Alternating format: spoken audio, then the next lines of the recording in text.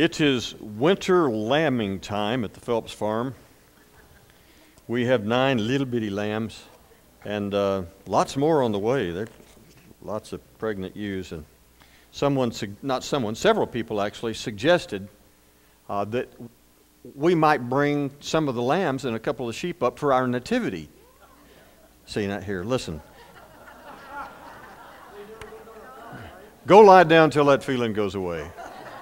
Okay?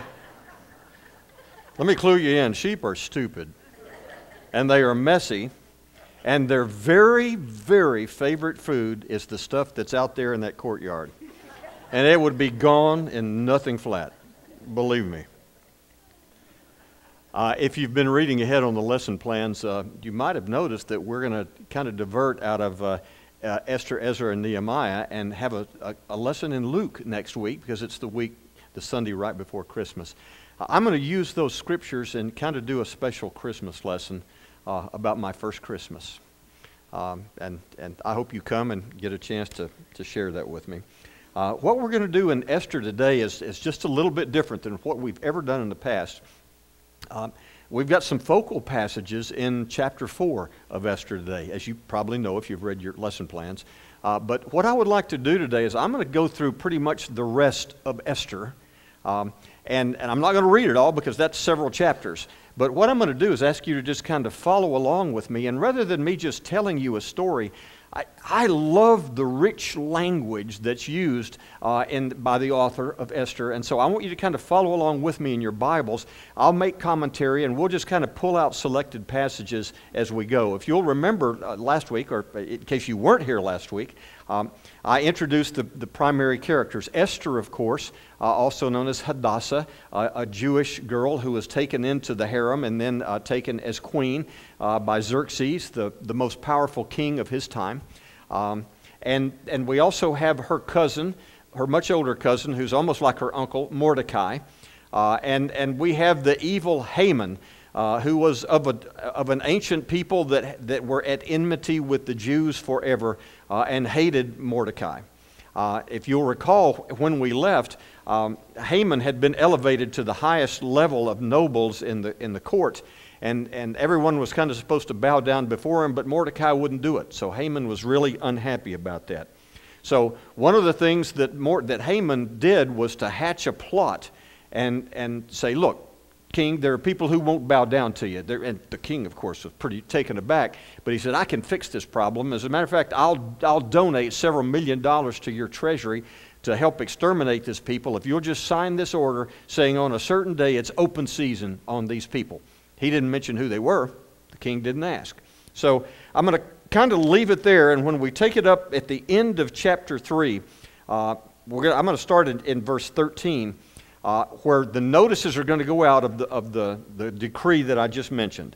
Dispatches were sent by couriers to all the king's provinces with the order to destroy, kill, and annihilate. I was fascinated as to why they used those three, because it seems like any one of them would be fine. You know, destroy, okay, kill, okay, but that's what the Hebrew language actually says. Destroy. In other words, when in the Hebrew you hear a repetition, it's done for emphasis. So the words are very similar. So it says kill, kill, and kill. In other words, completely wipe out the Jews. Young and old, women and little children on a single day, the 13th day of the 12th month, the month of Adar, and to plunder their goods. Now, that was probably put in there as an encouragement, because maybe killing them might not have been much fun, but if you can take all their stuff, it might be worth killing them. So it was literally going to be open season. A copy of the text of the edict was to be issued as law in every province. Now, let me tell you, when you talk about every province of the empire, you're talking about pretty much of the known civilized world at the time. So we're talking about a critical time here for the history of the Jews, because they literally could be wiped off the face of the earth. They were sent out there to people of every nationality so they'd be ready for the day. So the word goes out. Now, look in chapter 4. Mordecai learned of what had been done, because obviously he saw the posting. So he tore his clothes, put on sackcloth and ashes, and went to the city wailing loudly and bitterly. Now, why would he do that? Because it was an ancient Jewish tradition, not only Jewish, but in all of the Middle East, that when you were in a period of mourning, or in distress, that's what you do. Tear your clothes, put on sackcloth, really rough, almost looked like a burlap bag that they'd put on in place of their clothing, and rub ashes all over themselves to show that they were in mourning. Now, he didn't go to the king's gate because that was not allowed there. No mourning was allowed there. But he sat outside the gate, and everybody who passed, there was great mourning. There was fasting, weeping, and wailing, many in sackcloth and ashes among the Jews. Now, an interesting thing happened because when Esther saw Mordecai in distress, she got one of the servants, okay, a servant named Hatach, to go and see Mordecai and say, "What's up? You know, why are you so upset?" Mordecai told the servant everything that had happened, including the exact amount of money Haman had promised to pay to the royal treasury for the destruction of the Jews. He also gave him a copy of the text. So what he did, he said, "Go back and tell Esther, the queen, look, this is about," I'm sure the king didn't want her to bother her pretty little head with the matters of state like that, so she didn't know about it. So he sent a copy of the text with all the details about what was to happen, and then he said, "Please tell her to go to the king and ask him to stop this nonsense." Well, there was a problem. Hatach came back in verse 9, reported to Esther what Mordecai had said. Then she instructed him to say to Mordecai, "All the king's officials and the people of the royal provinces know that for any man or woman who approaches the king in the inner court without being summoned, the king has but one law: he be put to death. The only exception to this is the king extend the gold scepter and spare his life. 30 days have passed since I was called in to see the king." So what she's saying is, you asked me to go talk to the king, but it's not that easy. I can't just go bopping in and say, "Oh, honey, let me talk to you about something," unless she was summoned into the court, and she hadn't been summoned for a month. So she says, "I don't know when I'm going to see him, actually, and if I just walk in there, I could die." She sent back these words through Hatach to Mordecai, and Mordecai's answer was something you ought to underline if you don't get anything else underlined in Esther. Look at what he says. "Do not think that because you are in the king's house, you alone of all the Jews will escape. For if you remain silent at this time, relief and deliverance for the Jews will arise from another place, but you and your father's family will perish. And who knows that you have come to a royal position for such a time as this?" Kind of an interesting response. He asked her to go implore the king on behalf of the Jews. She sent back a notice and said, "Oh, that wouldn't be safe for me. She's ensconced on a satin pillow, doing just fine for herself. Why should she put herself at this kind of jeopardy?" And Mordecai sent back, you can just see him shaking his feet. "Young lady, let me tell you this. You might escape this at this time, but let me tell you what's going to happen is that your people, your father's people," remember she was an orphan, "your father's family could be murdered. And besides that, God's going to accomplish his purpose. But who knows but what he's placed you in this position?" To her credit, look how she replied. Verse 15, Esther sent this reply to Mordecai, "Go, gather together all the Jews who are in Shusha, and fast for me. Do not eat or drink for 3 days, night or day. I and my maids will fast as you do. When this is done, I will go to the king, even if it's against the law. And if I perish, I perish." Great response. She knew it could be done at her own personal peril. There is something in those verses, though, that really are what caused scholars throughout the ages to say, perhaps this shouldn't be in Scripture. Did you notice it? When she knew there was going to be great trouble, she replied to Mordecai to do what? Go and pray, right? Pray fervently. It's not there anywhere. Fast. Fast. No mention of God. No mention of deliverance. Just go fast. So that really worries some people, and to tell you the truth, I don't know that perhaps Esther was not raised in a home that was devout. Mordecai could well have not been a devout Jew. But she told him to go and fast. Mordecai went away and carried out Esther's instructions, so the people were fasting. Now, 3 days after that, after the fast, Esther put on her robes and she walked into the palace in front of the king's hall. This is the dangerous part. She could have been killed at this point. But verse 2, when he saw Queen Esther standing in the court, he was pleased with her. And what did he do? He held out the gold scepter. Whew. Glad she didn't catch him on a bad day, because he saw her and he was pleased and said, "Hey, what do you want?" Handed out the gold scepter. He said, "What is it, Queen Esther? What's your request?" Look at this. He must have really, perhaps he'd been drinking. I don't know. "What do you want?" "Even up to half the kingdom, it'll be given to you." And she says in her most coy manner, she says, "You know what? Throw a banquet and just invite Haman. Just us and Haman." So what does the king say? Verse 5, "Bring Haman at once, so that we may do what Esther asked." And she does an odd thing at this point. She gets Haman and the king in there to a meal, and she says, "I have one request for you. If you regard me in favor, in other words, if it pleases you, let the king and Haman come tomorrow to a banquet." In other words, she had invited him to a banquet to invite him to a banquet the next day. There was a method behind her madness. So look at verse 9. Let me just stop right here and kind of set another background for you. I've told you before that I have a good friend, Dr. Peter Lewin, who is not only a Jewish scholar but a rabbi. Used to work with him, as a matter of fact. PhD in Hebrew studies, reads current and ancient Hebrew fluently. Fascinating man to study the Old Testament with. He loves, the Jewish people love the book of Esther because, first, it is funny to them. It is hilarious to them. They love the humor. They love the irony in it. There's a morality play here. And this is where he starts giggling, literally, when we read this, because he looks at the character of Haman, who is just almost Simon Legree-ish. You can almost see the black mustache. And he goes back home happy and in high spirits. Why?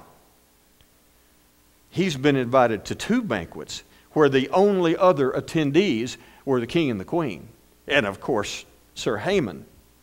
So he's going back home, but on the way he passes the city gate. And whom should he meet at the city gate? Oh, the good mood just went to pot right there. Because he saw Mordecai, and Mordecai wouldn't rise and wouldn't show fear in his presence. So he was filled with rage. But I like what it says in verse 10. "Nevertheless, he restrained himself and went home. But he called together all his friends and Zeresh, his wife, and he boasted to them about his vast wealth, his many sons, and all the ways the king had honored him, and how he had elevated him above the other nobles and officials." And look what he says, "And that's not all. I'm the only person Queen Esther invited to accompany the king to the banquet she gave. She's invited me to another banquet tomorrow, but all this gives me no satisfaction. I can't really be happy as long as that stinking Mordecai is sitting at the gate in direct violation to orders." And Zeresh, who's a very helpful wife, says, "Well, why don't you just hang him?" I love it. I love it. Zeresh said, "Have a gallows built. And we're not just going to build any little chintzy, little small mini gallows. Say, make that rascal 75 feet high so that people all over the city can see what's going to happen to that Mordecai. And ask the king to have Mordecai hanged on it. Then go and be happy." Aren't you happy when you get to hang your enemies? And we hear now that his response was, Haman says, "Oh, yes, yes." So what did he do? He went and had the gallows built. So understand now, there is a gallows built outside the palace. Now, an interesting interlude. Remember last week we talked about the fact that there had been a plot hatched against King Xerxes, and Mordecai had uncovered it and reported it through the queen. And so literally the king's life was saved, the people in revolt had been executed, and it had been written down in the book of the king, the annals of the king. So we find out that right about this time, the king can't sleep. So what do you do when you can't sleep? You get out a good book and read. So he got out the chronicles of his reign. He did have a little ego. He asked that be brought in and read to him. It was found recorded there that Mordecai had exposed Bigthana and Teresh, 2 of the king's officers who guarded the doorway, who had conspired to assassinate Xerxes. So he says, wait a minute, I could have been killed. You know, Mordecai uncovered it, and then he said, what did we do for him? He saved my life. Surely we did something for him. Look what his attendants answered. Nothing. What do we do for this man who saved the king's life? Well, nothing. The king said, I'm in verse 4 now, chapter 6, who is in the court? Haman had just entered the outer court to speak to the king about hanging Mordecai. This is too funny. So Haman comes in, he says, I've got this plan. Let's hang this rascal that won't bow to me. So the king says, wait a minute, stop. And when he entered, the king says, hey, Haman, what should be done for a man who delights the king? The king wants to honor a man. Now what's Haman thinking? He's patting himself on the back saying, woo, it's me, it's me. So he gets to write his own ticket, right? So what does he say? Haman thought to himself, who is there that he'd rather honor than me? So he answered the king, for the man the king delights to honor, have them bring a royal robe the king has worn, and a horse the king has ridden, one with the royal crest on its head, and let the robe and horse be entrusted to one of the king's most noble princes. Let them robe the man the king delights to honor, and lead him on the horse through the city streets, proclaiming before him, this is what is done for the man the king delights to honor. And he's thinking, oh man, I'm going to saddle right up and ride the king's horse through the city with a herald in front of me saying, behold, the man the king loves to honor. And the king said, go at once, get the robe and the horse, and do just as you have suggested for Mordecai. Now, please, give me a little literary license here and just stop and think, you're Haman. Have you ever been thinking up here only to have your hopes dashed down to here? So, I'm looking at Haman and thinking, what's he thinking? I'm going to get to ride. And then the king says, go get the horse, and we're going to put it on somebody else. Not just somebody else. Who's the last person Haman wants to see honored? Mordecai. And put it on Mordecai. And not only is all this great stuff going to happen for Mordecai, but guess who gets to lead the horse through the city? Saying, behold, this is the man the king honors.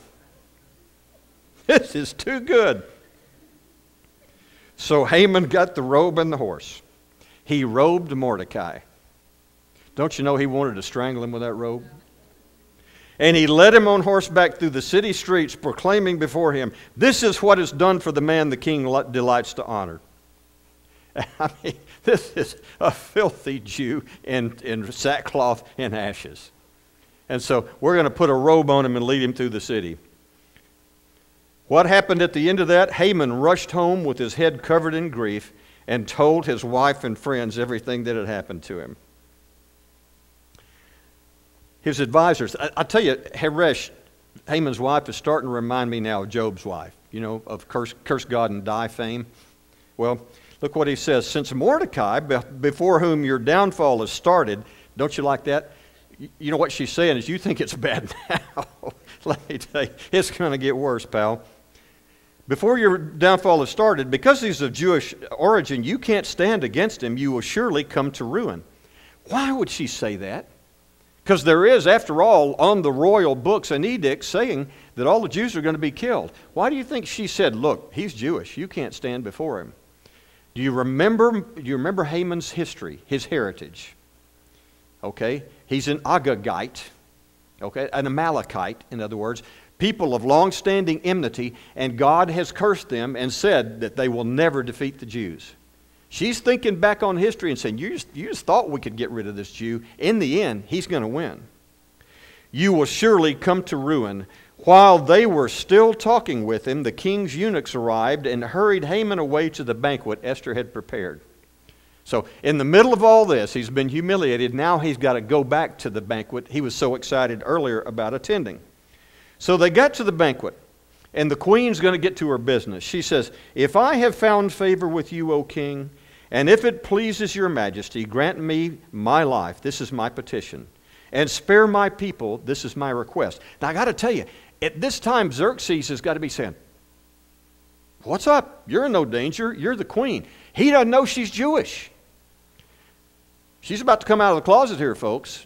She's about to reveal that she's indeed Jewish. Spare my people. This is my request. For I and my people have been sold for destruction and slaughter and annihilation. You see it again? Destroyed, slaughtered, annihilated. to the most severe degree. If we had merely been sold as male and female slaves, I would have kept quiet, because no such distress would have justified disturbing the king. In other words, hey, if they'd have just subjugated all my people to bondage, maybe that's bad enough that I bother you on a day like today. But they're going to kill all of them. So then he asked the queen, who is this man? Who's the man who's dared to do such a thing? Well, who else is sitting at the table with them? Listen, she didn't have to say anything. She could have just gone, sitting right here. But look what she said. The adversary and enemy is this rat Haman. This vile Haman.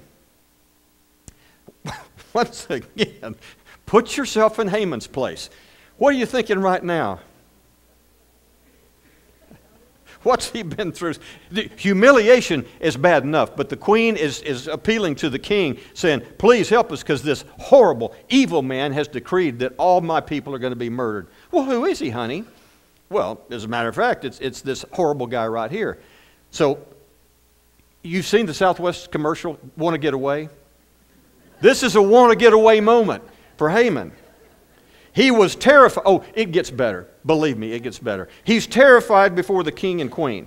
Well, let me tell you, the king, finding out about all this, can't process it all, and he is so angry, he gets up in a rage and leaves and goes out in the garden. And who does he leave at the table? Haman and Esther.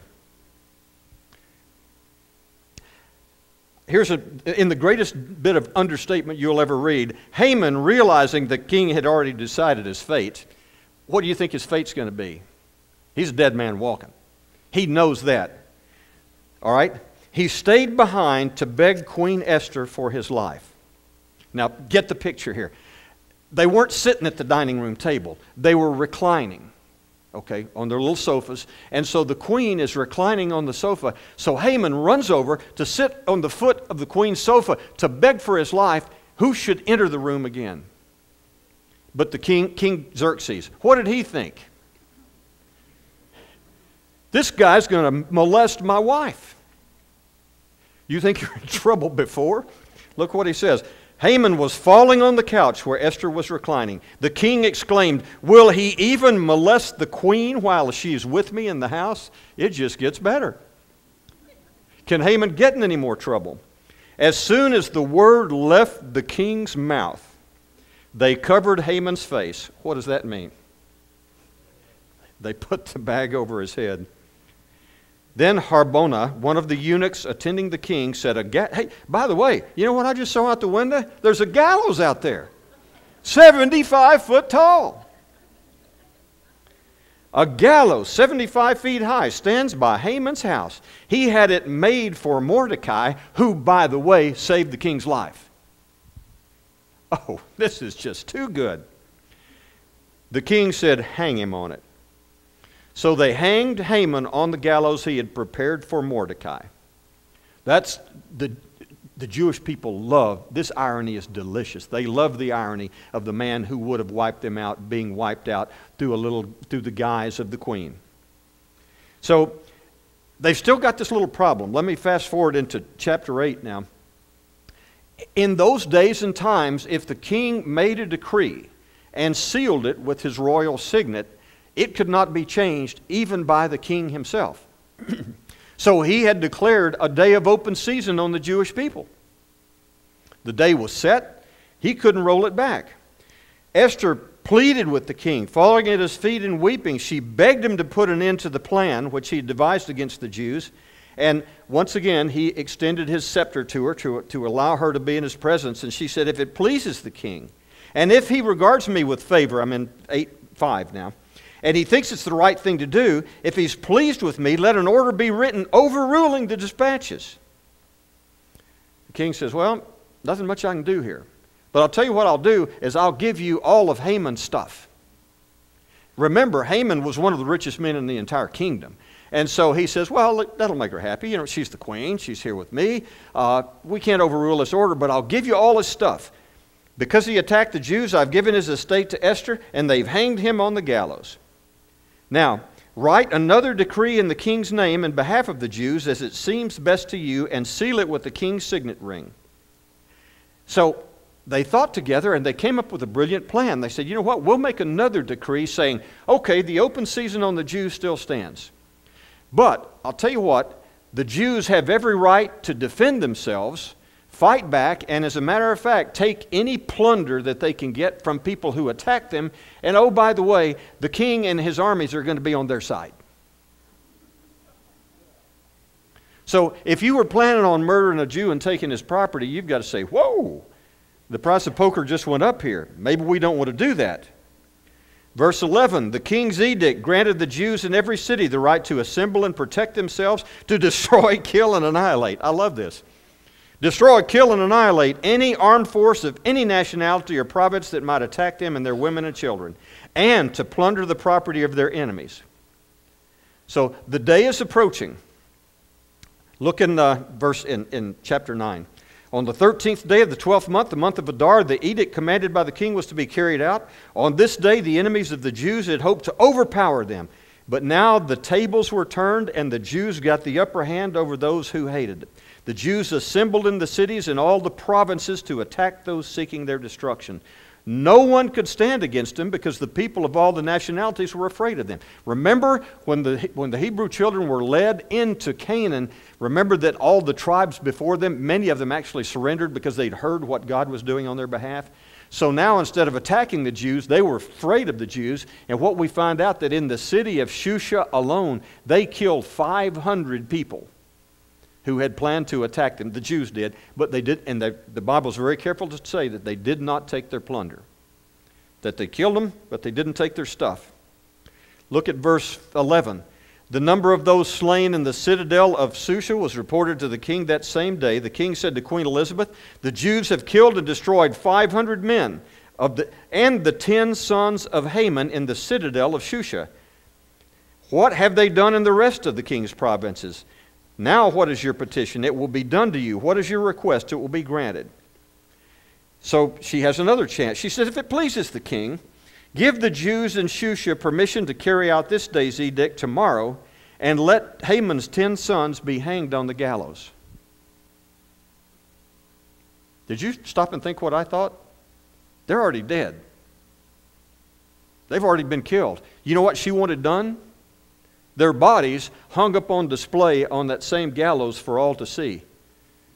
Apparently it didn't pay to make Esther mad, because she wanted real vengeance here. Meanwhile, the remainder of the Jews who are in the king's provinces assembled to protect themselves and get relief from their enemies. They killed 75,000 of them, but did not lay their hands on the plunder. So in posterity, from that point on, this day and this time on the Jewish calendar has been celebrated as Purim, which is the deliverance from total destruction. Even devout Jews today, most don't celebrate. It's a very minor holiday, but it is, Dr. Lewin, for example, and his family did observe Purim. Because it's one of the stories that's told and related to generation after generation.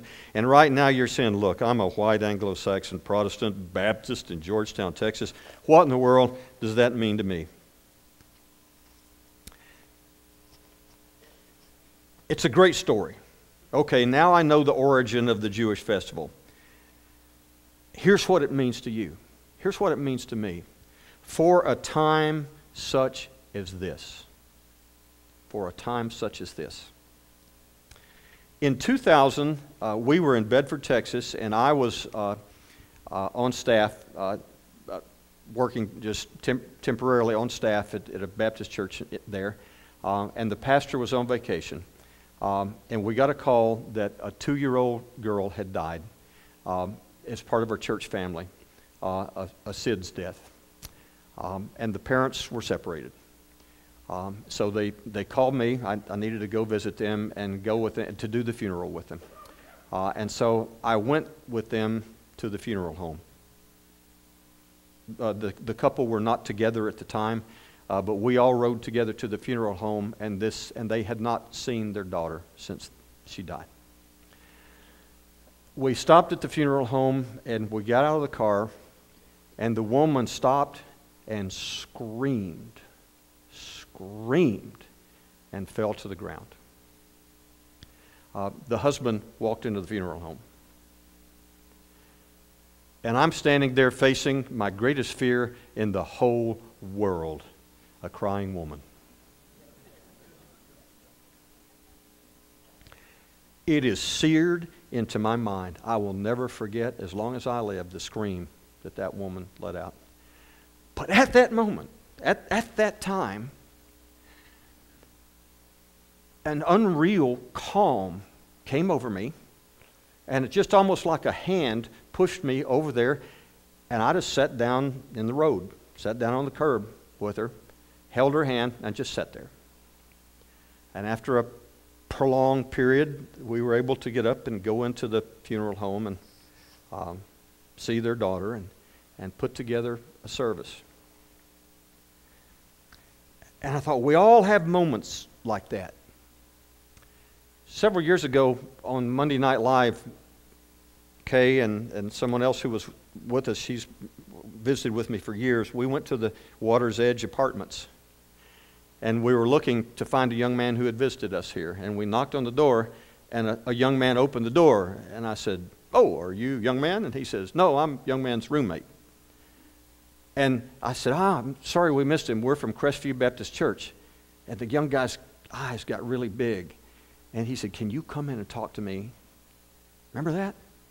And we came in and shared Christ with him. He accepted Christ. He prayed to receive salvation.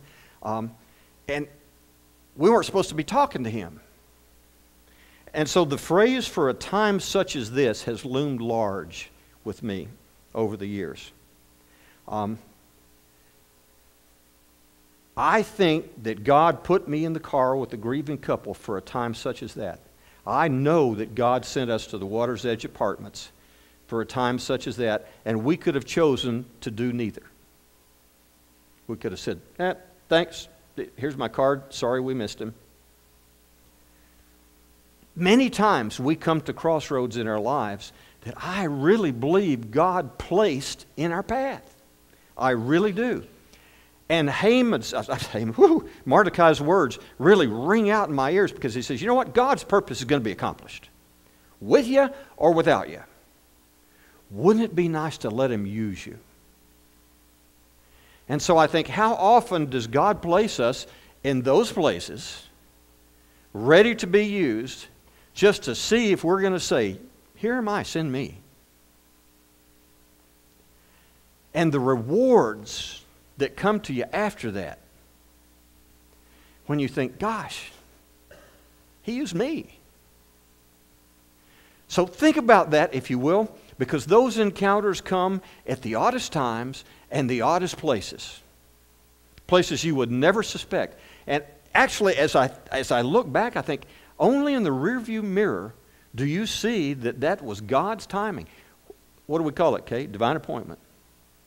How many divine appointments have we had over the years? You know? Right over here on Ranch Road, just right behind us, we got a call one time that there was a man whose wife had died. We didn't even know the house. We stopped and knocked on the door. They said, "He's 2 doors down here." We didn't know him. He wasn't a Crestview member, but we had a divine appointment. He saw us broken to tears. How many times do you have a divine appointments? More than you might think. And so, from this story from hundreds and hundreds and hundreds of years ago, that is looked at as being kind of a morality play, can really loom large in your life for a time such as this. Who knows when it's going to happen? Heavenly Father, I thank you for your word. I thank you for the story and all the rich characters that you've interwoven here in the history of the Jewish people that still has a great bearing on our lives today. I thank you for these who come looking for your message in the words that you give us. May your words be blessed, and that we know they never come back void, Father. I want to ask a special blessing on this class at this Christmas time, Father, that you give us opportunities to discover our divine appointments for such a time as this. For we ask it in the name of your Son. Amen.